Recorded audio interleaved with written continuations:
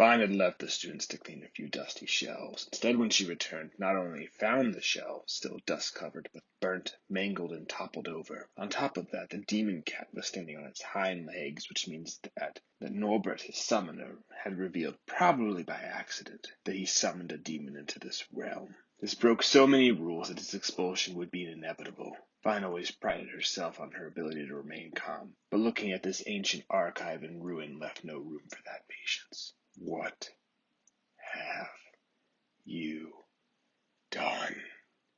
Vine shook. The cat, of course, replied first.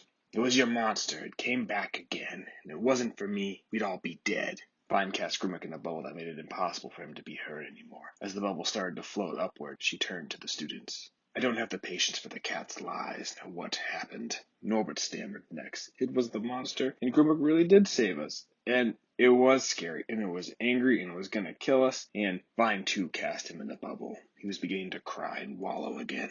Miss Cress and Miss Rideau, can you please tell me why priceless and ancient tomes are in a pile of ash? Red spoke first. It was the monster, with shackles and rotten teeth and crazy hair and crazier eyes. Penelope agreed and added to it. Professor Vine, I think it was a lich or a wraith, something more than a zombie. Vine rubbed her head. Not you too, Miss Crest. Believing in the imaginary like Mr. Soot and Miss Rideau. Penelope nodded. Vine looked into the mess, and she released the bubbles that contained Norbert and Grimwick. Norbert stopped his crying, and Grimwick landed face first onto the stone floor.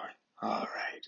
Since you three cannot be trusted, I'll have a different assignment for you come tomorrow night, and I will look into your claims that I have monsters in these crypts. But if I find none, you will be expelled from the school, Mr. Soot, and Miss Cress and Miss Rideau. You will be issued a second striking, and you will serve detention with me for the remainder of the semester. The students began to protest, but Vine waved her hand and slapped them all with a cool breeze. And this is being generous. You are to speak to no one about this, and if you do, I'll lock each of you in the dungeons they used to keep students in during the Crystal Era. We really should bring those back. Now, come on.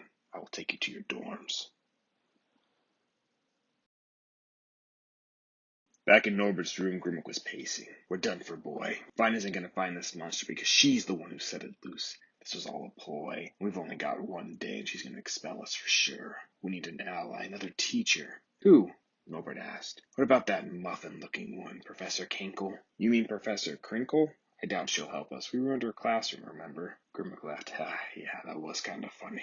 Grimwick continued. Vine will be skulking about. I bet she'll at least take some steps into the crypt. When she leaves us alone, we can break out and make a run for it. We'll have at least a head start. And I don't think she'd chase us, right? Norbert shook his head. I think Vine would chase us to the end of the world. There's no point in even running. Besides, even if Vine doesn't kill me when she expels me, my grandmother sure will. Which is exactly why we need to fight. We can never, ever give up. Now get some sleep, boy.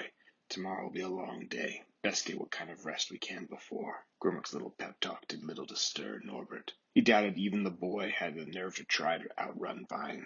He had seemed defeated as ever, but Grimwick needed to get this lump moving. If Norbert didn't get off the island and they didn't get help, Grimwick was certainly a dead man. But the two hardly slept. Norbert kept crying how he'd miss his bed and the comfort of the sheets while sleeping on the wilderness floor, and Grimwick was worried about how Vine would kill him. She wouldn't make it quick, and if she had killed demons in the past, she might even have figured out some more of the most painful methods. But the new day came, and so they went to class. Today's class was Necromancy, or Art of the Dead Arts, as some were trying to call it. The class was very dry and far more technical than it needed to be. The only amusing part was that the professor who taught it seemed to be scared of everything, even the skeletons in his classroom.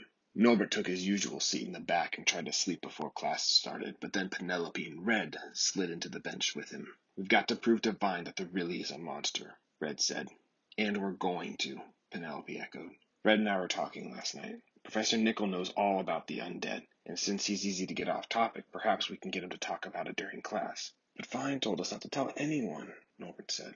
True, Red said with a smile, but she didn't say that we couldn't get more information for ourselves. Norbert and Grimwick exchanged glances. Grimwick was beginning to like these two. They even had far better ideas and hustle than Norbert. There could be promise for them yet, and perhaps this skittish professor could be their last chance to stave off Vine. With the bells ringing, class began. Okay, class, Professor Nichols stammered. Today we're going to, gross. Today we're going to reanimate a rat.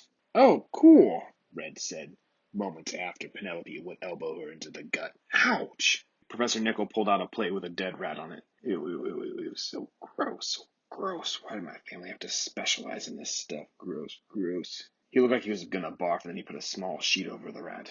Okay, class, before we begin, does anyone have any questions? Penelope shot her hand up. Oh, thank the dragons. Yes, Penelope. Does the rat come back to life when we reanimate it? No. We're merely controlling its unused body with our spell. The rat is still very much dead. Red raised her hand. Professor Nichols seemed pleased. Oh, Red, you've never asked a question before. Such a surprise, yes?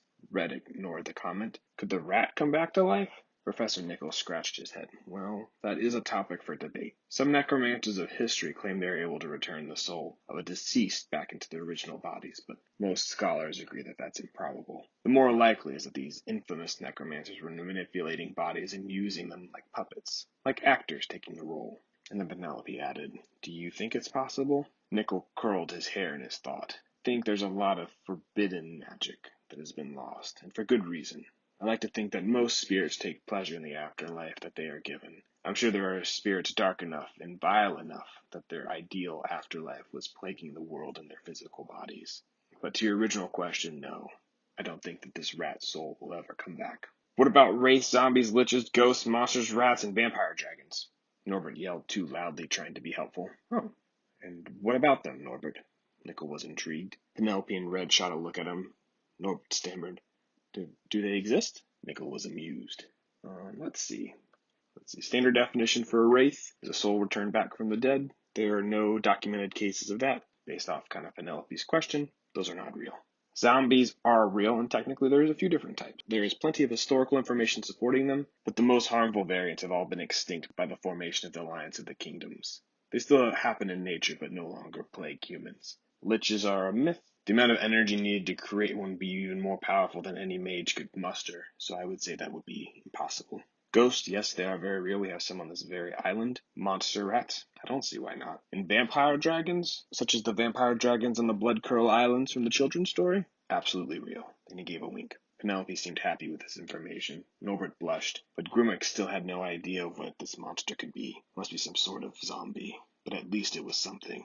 Or perhaps it was an undead body that Vine was controlling from another chamber in the crypts. Oh, this was fun, Professor Nickel clapped his hands. We really should do more questions like this instead of demonstrations. Oh, speaking of which, I think we should get back to this gross rat. Then the school chimes rang. Professor Nickel let out a sigh of relief. Oh, well, next time. Have a good day, students, and keep those questions coming. The group who was slated for Vine's detention was going to hang out and ask Nickel some more questions before they went off to lunch. Just as the class emptied, Professor Nickel noticed them. Great questions, you three. I'm really glad to see some participation other than Penelope in the class. Good job, Red and Norbert. Penelope asked. Professor, we have some more questions. Sure, ask away. What kind of energy do you think it would take for someone to reanimate a human body? Before the timid professor could answer, a tapping sound came from the back of the room. They all turned to see Vine standing there. I hope I'm not interrupting, Vine said. Not at all, Professor Nichols said. These students were very engaged in today's class, and I was sticking around to answer some more questions before we all headed to lunch. Vine raised her eyebrow. Really? I was hoping to ask you some questions of my own, Professor Nichols. Sure, Nichols said. I'll meet you in the faculty lounge in a little bit. The students seem very engaged in today's class, and it's our duty to fill their curious minds, right? Vine was looking at the students. Though it is our duty. My questions are rather urgent, and I'd rather ask you now, in private. Vine turned her gaze to the students all who felt rather small. It's okay, Norbert said. We'll save it for next week. Penelope elbowed him in the gut. Nickel nodded. Oh, okay. Yeah, that'll work. Thanks, Norbert. The students and the cat left the room. Vine gave a wave of her hand and the door closed, and she kept her conversation quiet between her and the professor. Idiot, now she's suspicious, Penelope said to Norbert. Shut up, pigtails. Vine was always suspicious, Grimwick snarked at her. Can you believe it? Vampire dragons are real. No, they aren't, Penelope snapped. The three began to bicker amongst themselves. Norbert just stared at the door, trying to think of what will happen to them next.